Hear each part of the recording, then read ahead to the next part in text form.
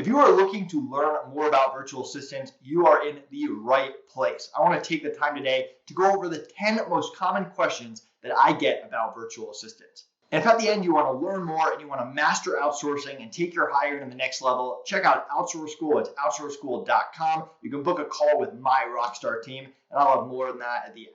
So first, real quick about me, I am a former Amazon seller. I actually got it started selling on Amazon way back in 2009. I had to be one of the first few thousand people doing it. And I was 20. I had no idea what I was doing. I was in college. This business was growing and I needed help. And I had to hire people. I no longer could run the business by myself. So I started hiring college students, and that turned out to be an absolute disaster. They weren't motivated. They obviously cared about school and partying more than they did about my Amazon business. But I was frustrated because I was 20. I had to hire someone. Adults didn't really take me seriously. People didn't know what Amazon was. I couldn't hire college kids. That didn't work out.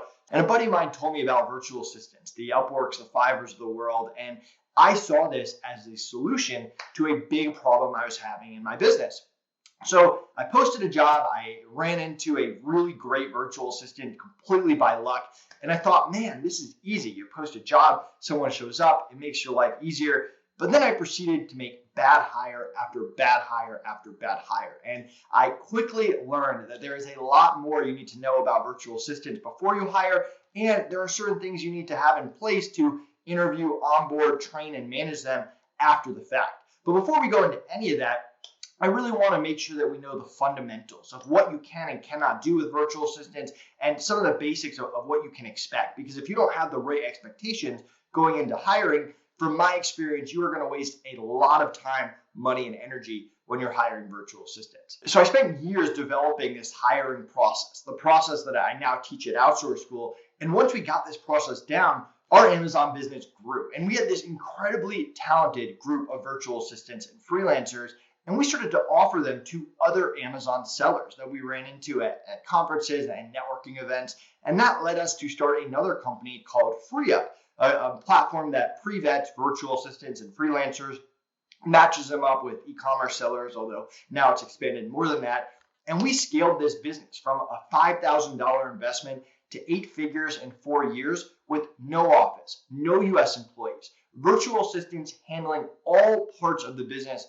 from lead generation to sales to marketing to bookkeeping to customer service. They ran the entire business. And we were actually acquired by one of our clients at the end of 2019. A company called The Hawk bought us, and that we made sure that our team stayed in place and they kept their raises and their bonuses, and they were happy with the new owner, and we continued to check in with them, and we have a great relationship with the Hawk going forward. So I'm personally out of the providing virtual assistant and freelancer game, but once we sold FreeUp, people started reaching out and asking us if we could teach them our systems, our processes, how we interview, onboard, train, and manage, how we build companies that are completely run by virtual assistants top to bottom, how we handle virtual assistant issues, what to know before virtual assistant, what to know before even getting started with virtual assistants.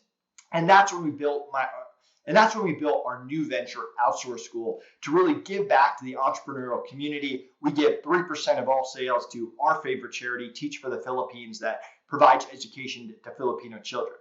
Anyways, that's a quick summary of how I went from an Amazon seller to running a virtual assistant marketplace to now running Outsource School. You can also check me out on a lot of top podcasts. You can see them here. I've been on over 300, 400 plus podcasts over the past 4 years, just trying to share information that I've learned about business, about hiring, about virtual assistants, about working with people, and you can check me out there. But I want to really dive into this presentation, the top 10 questions that I get about virtual assistants, and we'll get started with the first one. Now, the first question I get asked a lot is, what country should you hire virtual assistants from? And I'm always hesitant to just group lots of people from one country in one category. The truth is there's tons of great virtual assistants in the Philippines, in India, in South Africa, here in the US. There are great virtual assistants all over the place. But at the same time, as an entrepreneur, what you don't want to do is go out and hire 2 people from India, 2 people from the Philippines, 2 people from South Africa, especially if you've never hired virtual assistants before, because you're going to add a lot of extra work to your plate. They're going to work in different time zones. They're going to speak English at different levels. They're going to have their own culture norms. You're going to have to get them to work together. And maybe they're not used to working with people from the other countries. So it can be done, but it's not the way that I would recommend going about it. It's a lot easier to pick one place and build the team from that place and get really good at hiring from that place. And if you have to pick a place, Philippines has to be right up there. I build 99% of my team from the Philippines. I have great relationships with people in the Philippines. I talked about the Filipino charity that we're a big part of. But there's reasons behind that. And I'm not the only one that thinks that. If you've been in the hiring virtual assistant space for a while, you've probably heard other people talk about the Philippines. And it comes down to a few basic principles. First of all, they are used to working US hours. One of the most common businesses in the Philippines that people work at is the BPO industry. That's call centers, telemarketing, customer service, and a lot of them are working for US companies. So not that every virtual assistant in the Philippines will work US hours, but for the most part, they are used to it. It's not out of the question. And when you're working with virtual assistants, and we'll have more on this later, you don't want to be having meetings at 9 o'clock at night. You want to have them at least overlap with your schedule, and you want to be working a normal schedule or your idea schedule. I have another company, Hirsch Ventures, that goes into companies and helps restructure and reorganize them. And I can't tell you how many entrepreneurs I see that will have meetings at 10 p.m. on a Thursday because they don't want to ask their team in the Philippines to work US hours. When one of the benefits of hiring in the Philippines is they're very used to working US hours. Doesn't mean they'll all work 9 to 5, which is their graveyard. But for the most part, you can get them to overlap US hours in some capacity. Another big part of it is language. They learn English in school. A lot of them speak English at a high level, write English at a high level, which is perfect for someone like me who only speaks English. And communication is everything when you're hiring anyone, never mind someone remote across the country. If you can't communicate with them, you're going to run into a lot of issues. And from my experience, hired from the Philippines bridges a lot of those communication gaps, or just avoids a lot of those communication gaps because they speak and learn English at a high level. Another piece of it is obviously cost. Minimum wage in the Philippines is about $12 a day, not $12 an hour, $12 a day.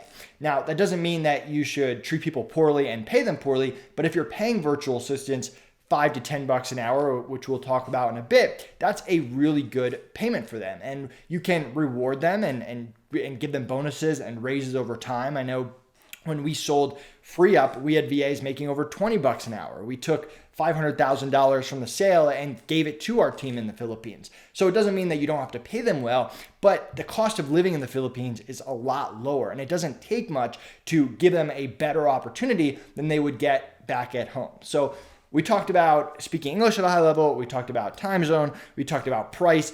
Another big part of it is culture. I have great relationships with a lot of virtual assistants in the Philippines, and they consume a lot of the same media.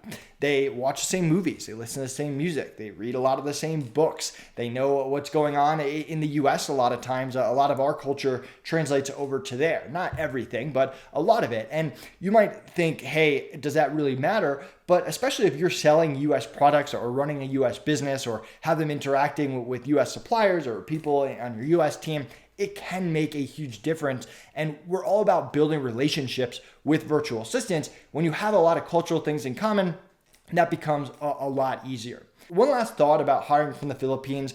Part of their culture is all about family. They love family. They live in houses with a large family. Their church is their family. Their community is their family. And that's what you want in your business. You want your team to be a family that loves each other and wants to stick together. And because that's ingrained in their culture from a young age, it is a little bit easier from my experience. So bottom line, there are great virtual assistants everywhere. Philippines is a great place to start. Try to stick with one place, master hiring from that place. And then of course you can add people from other countries to your team. That's just my advice when it comes to country.